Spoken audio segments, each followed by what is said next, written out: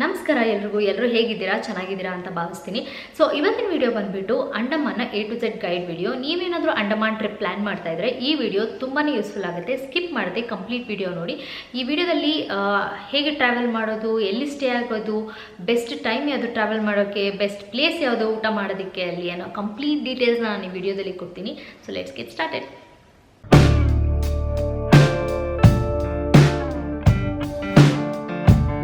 So first ಬಂದ್ಬಿಟ್ಟು ಅಂಡಮಾನ್ಗೆ ಹೇಗೆ ತಲುಪೋದು ಅಂತ. Flight is the best option, ಬೇಗನೂ ಹೋಗ್ಬೋದು. ಹಾಗಾಗಿ ಫ್ಲೈಟ್ ಇನ್ ಸಿ ರೂಟ್ ಎಲ್ಲ ಇದೆ ಅಂತ ಹೇಳ್ತಾರೆ. ನನಗೆ ಅದ್ರ ಬಗ್ಗೆ ಅಷ್ಟು ಡೀಟೇಲ್ ಗೊತ್ತಿಲ್ಲ. ಫ್ಲೈಟ್ ಬಂದುಬಿಟ್ಟು ಎಲ್ಲ ಮೇಜರ್ ಸಿಟೀಸಿಂದ ನಿಮಗೆ ಡೈರೆಕ್ಟ್ ಕನೆಕ್ಟ್ ಸಿಗುತ್ತೆ. ಮೈಸೂರು, ಬೆಂಗಳೂರು, ಮುಂಬೈ, ಡೆಲ್ಲಿ ಅಂತೆಲ್ಲ ಡೈರೆಕ್ಟ್ ಕನೆಕ್ಟ್ ಸಿಗುತ್ತೆ. ಹಾಗೆ ಫ್ಲೈಟ್ ಚಾರ್ಜಸ್ ಏನಪ್ಪ ಅಂತ ಅಂದರೆ ನಿಮ್ಮ ಸೀಸನ್, ಯಾವ ಸೀಸನ್ನಲ್ಲಿ ಹೋಗ್ತಿದ್ದೀರಾ ಅನ್ನೋದ್ರ ಮೇಲೆ ಸಹ ಡಿಪೆಂಡ್ ಆಗಿರುತ್ತೆ. ಮತ್ತು ಯಾವ ಕ್ಲಾಸ್ ತೊಗೋತಿದ್ದೀರಾ, ಯಾವ ಏರ್ವೇಸ್ ಬುಕ್ ಮಾಡ್ತಿದ್ದೀರಾ ಅನ್ನೋದು ಕೂಡ ಮ್ಯಾಟರ್ ಆಗುತ್ತೆ ಇಲ್ಲಿ. ಆನ್ ಆನ್ ಆ್ಯಾವ್ರೇಜ್ ನಾರ್ಮಲ್ ಸೀಸನಲ್ಲಿ ಹೇಳಬೇಕು ಅಂದರೆ ಒಂದು 7,000ಇಂದ 10,000ವರೆಗೂ ಆಗುತ್ತೆ. ಎಲ್ಲ ಸಿಟೀಸಿಂದನೂ ಆಲ್ಮೋಸ್ಟ್ ಇದೇ ಪ್ರೈಸ್ ಇರುತ್ತೆ. ಇನ್ನೊಂದು ಟಿಪ್ ಏನಪ್ಪ ಅಂದರೆ ಒಂದು 2 ತಿಂಗಳು ಅಡ್ವಾನ್ಸಾಗಿ ಬುಕ್ ಮಾಡ್ಕೊಳ್ಳಿ. ಸೊ ನೀವು ಬುಕ್ ಮಾಡುವಾಗ ಡೇಟ್ಸ್ ಕೆಳಗಡೆ ನಿಮಗೆ ಪ್ರೈಸಸ್ ತೋರಿಸ್ತಾರೆ. ಆ ಪ್ರೈಸಸ್ನ ನೋಡಿಕೊಂಡು ಅಕಾರ್ಡಿಂಗ್ಲಿ ಪ್ಲ್ಯಾನ್ ಮಾಡ್ಕೋಬೋದು. ಒಂದೇನಪ್ಪ ಅಂದರೆ ಅಕಸ್ಮಾತ್ ನೀವು ಮುಂಬೈಯಿಂದ ಟ್ರಾವೆಲ್ ಮಾಡ್ತೀರ ಅಂದರೆ ಮುಂಬೈಯಿಂದ ಸ್ವಲ್ಪ ಟಿಕೆಟ್ಸು ಎಕ್ಸ್ಪೆನ್ಸಿವ್ ಆಗಿರುತ್ತೆ. ಮೋಸ್ಟ್ಲಿ 10,000ದಿಂದ 15,000 ಒಳಗಡೆ ಒಂದು ಸೈಡ್ಗೆ ಪರ್ ಪರ್ಸನ್ ನಿಮಗೆ ಟಿಕೆಟ್ ಸಿಗುತ್ತೆ. ಸೊ ಹಾಗಾಗಿ ನೀವು ನೋಡಿಕೊಂಡು ಬುಕ್ ಮಾಡ್ಕೋಬೇಕಾಗತ್ತೆ.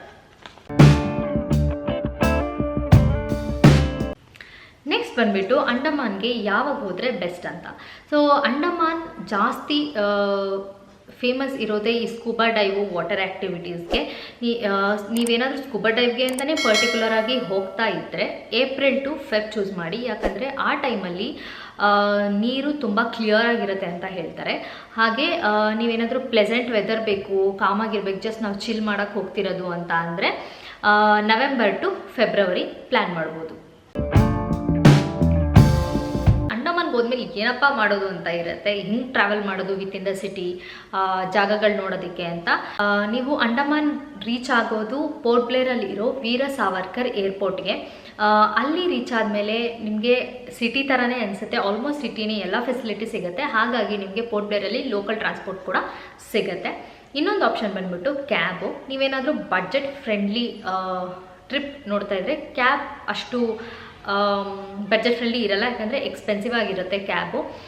ಏನಾದರೂ ಗ್ರೂಪಲ್ಲಿ 4-5 ಜನ ಹೋಗ್ತಿದ್ದೀರಾ, ಸ್ಪ್ಲಿಟ್ ಆಗುತ್ತೆ ಅಂದರೆ ಅದು ನಿಮ್ಮ ಬಡ್ಜೆಟಲ್ಲಿ ಬರಬಹುದು. ಇನ್ನೊಂದು ಆಪ್ಷನ್ ಬಂದುಬಿಟ್ಟು ಸ್ಕೂಟರ್. ನಿಮಗೆ ಪರ್ ಡೇ 700 to 800 ಅಷ್ಟು ಬೀಳುತ್ತೆ. ಸ್ಕೂಟರು ರೆಂಟ್ಗೆ ಆರಾಮಾಗಿ ಸಿಗುತ್ತೆ. ಅಕಸ್ಮಾತ್ ನಿಮಗೆ ಕ್ಯಾಬ್ ಸಿಕ್ಕಿಲ್ಲ, ಹುಡುಕ್ತಾ ಇದ್ದೀರಾ ಅಂತಂದರೆ ಅಲ್ಲಿ ತುಂಬಾ ಟೂರ್ಸ್ ಆ್ಯಂಡ್ ಟ್ರಾವೆಲ್ಸ್ ಆಫೀಸಸ್ ಅಲ್ಲಿರುತ್ತೆ. ಅಂಡಮಾನಲ್ಲಿ ಏರ್ಪೋರ್ಟ್ ಇಲ್ದಿ ಆಚೆ ಬಂದ ತಕ್ಷಣ ತುಂಬ ಇರುತ್ತೆ.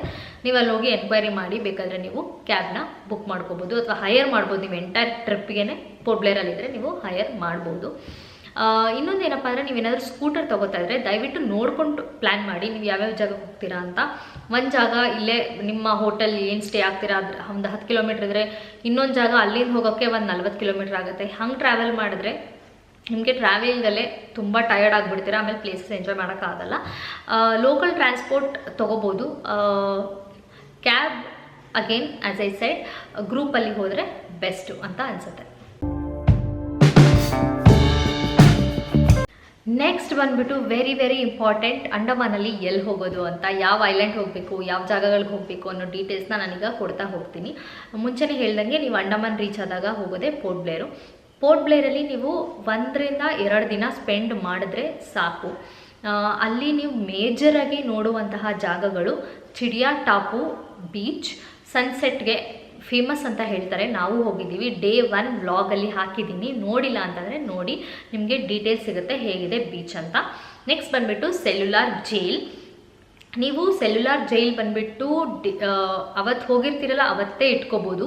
ಇಲ್ಲ ಅಂತಂದರೆ ನೀವು ವಾಪಸ್ ಬರುವಾಗ ಮತ್ತೆ ಪೋರ್ಟ್ ಬ್ಲೇರ್ಗೆ ಬರಬೇಕು ಏರ್ಪೋರ್ಟ್ಗೆ. ನೀವು ಅವತ್ತು ಕೂಡ ಪ್ಲ್ಯಾನ್ ಮಾಡಿ ಅಕಾರ್ಡಿಂಗ್ಲಿ ನೀವು ನಿಮ್ಮ ವಿಸಿಟನ್ನು ಇಟ್ಕೋಬೋದು ಸೆಲ್ಯುಲಾರ್ ಜೈಲ್ಗೆ. ಇವೆರಡು ಮೇಜರ್ ಪ್ಲೇಸಸ್ಸು ನೀವು ಅಂಡಮಾನಲ್ಲಿ ಪೋರ್ಟ್ ಬ್ಲೇರಲ್ಲಿ ಕವರ್ ಮಾಡಬೇಕಾಗಿರುವಂಥದ್ದು.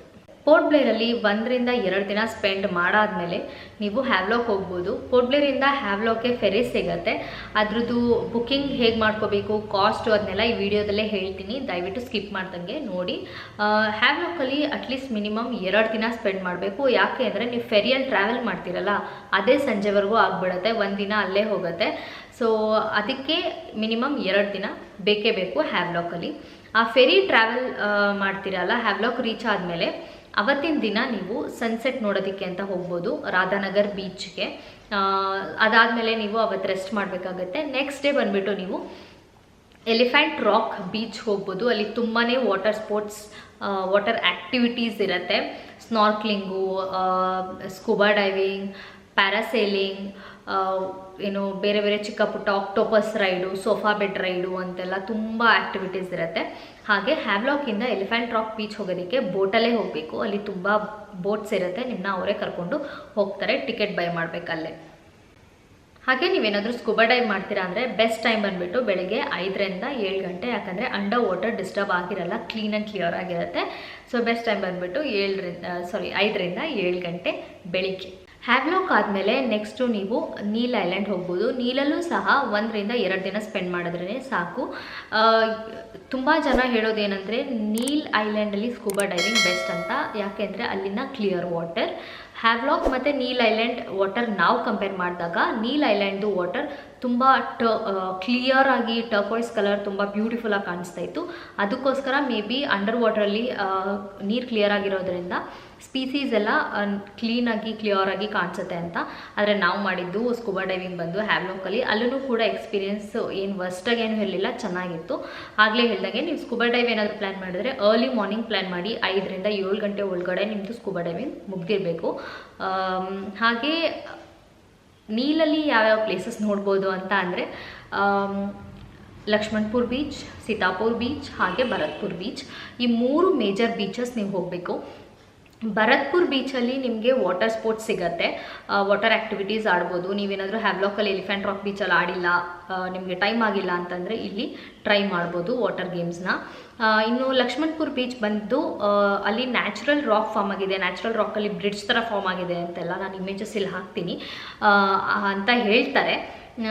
ನಾವು ಲಕ್ಷ್ಮಣಪುರ್ ಬೀಚ್ನ ಸ್ಕಿಪ್ ಮಾಡಬೇಕಾಯ್ತು, ಯಾಕೆಂದರೆ ಎಲ್ಲ ಟಯರ್ಡ್ ಆಗಿಬಿಟ್ಟಿದ್ವಿ ಎಲ್ಲ ಬೀಚ್ ಅಂತ ಹೇಳಿ. ಸೊ ನೀವು ಹೋದರೆ ಮಿಸ್ ಮಾಡ್ಕೊಳ್ಳದೆ ಹೋಗಿ.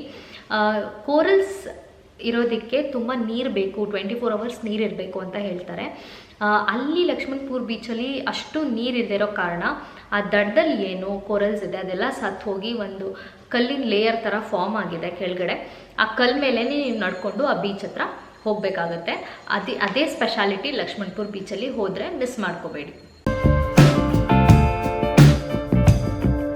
ನೆಕ್ಸ್ಟ್ ಬಂದುಬಿಟ್ಟು ಸ್ಟೇ, ಎಲ್ಲಿ ಉಳ್ಕೊಳ್ಳೋದು ಅಂಡಮಾನಲ್ಲಿ ಅನ್ನೋದು.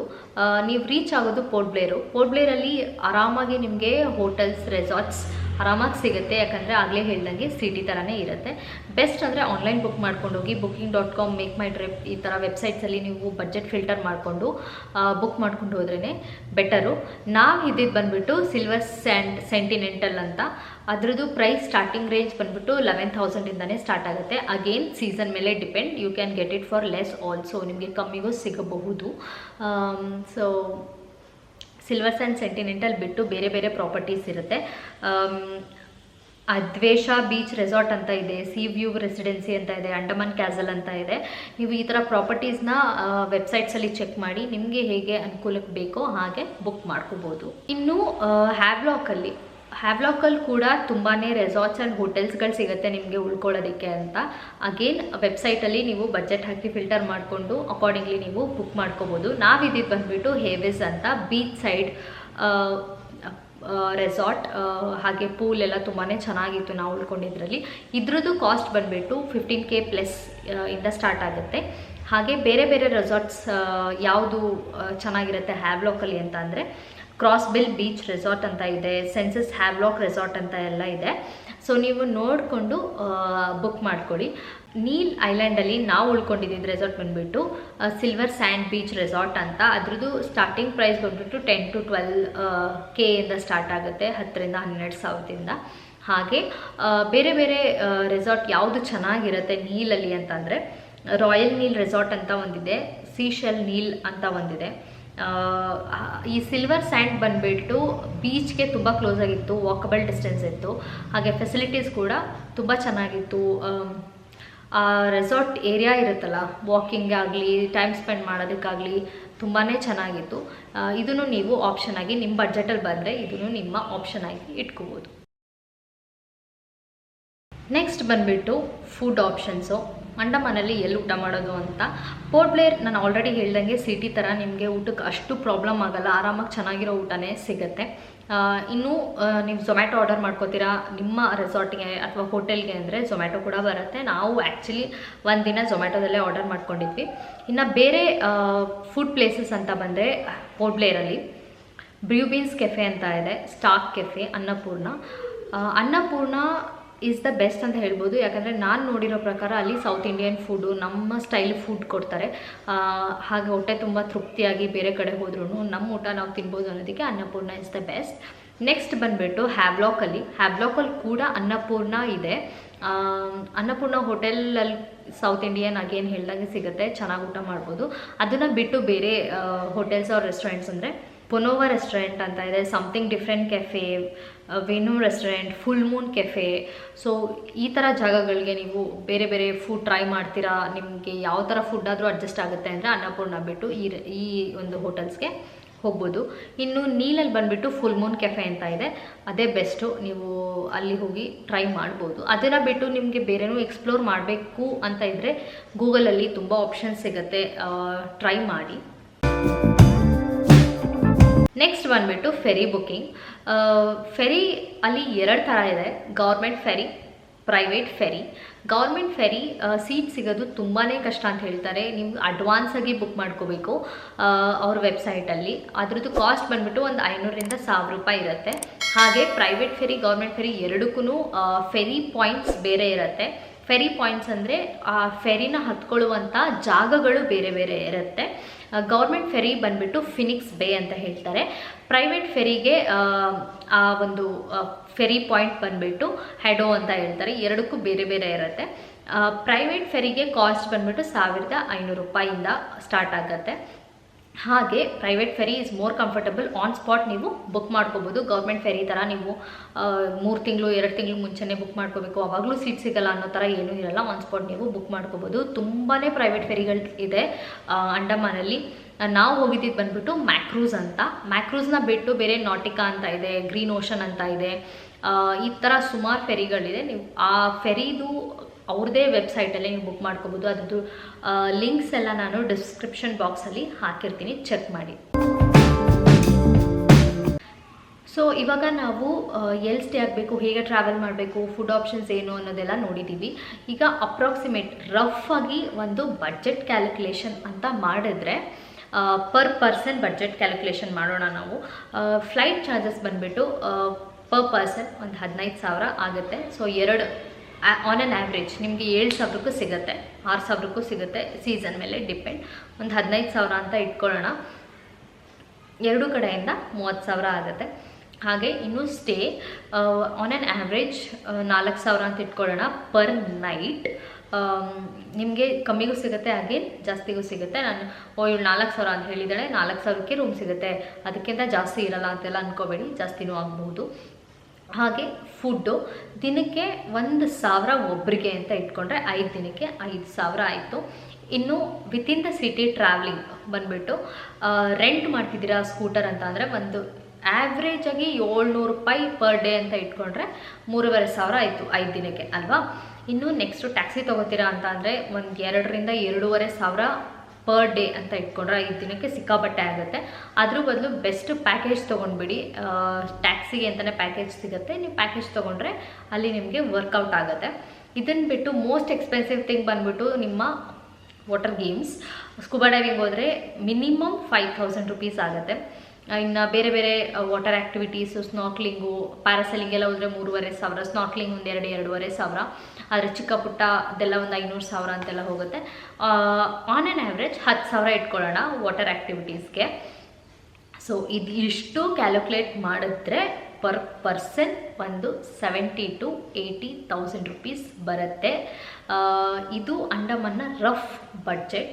ನೀವು ಇದರಲ್ಲೂ ಇನ್ನೂ ಕಮ್ಮಿ ಮಾಡ್ತೀನಿ ಅಂತ ಅಂದರೆ ಮಾಡಬಹುದು, ಆದರೆ ನಿಮ್ಮ ಟ್ರಿಪ್ನ ತುಂಬ ಒಂದು 3-4 months ಮುಂಚೆನೇ ಪ್ಲ್ಯಾನ್ ಮಾಡ್ಕೊಂಡು ಟಿಕೆಟ್ಸ್ ಎಲ್ಲ ಬುಕ್ ಮಾಡ್ಕೋಬೇಕಾಗತ್ತೆ.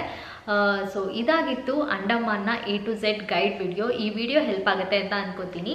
ಈ ವಿಡಿಯೋ ಇಷ್ಟ ಆಗಿದ್ರೆ please do like, share, subscribe, comment, ನಮಗೆ ಸಪೋರ್ಟ್ ಮಾಡಿ. ನೆಕ್ಸ್ಟ್ ಬ್ಲಾಗಲ್ಲಿ ಸಿಗ್ತೀನಿ. Until then by.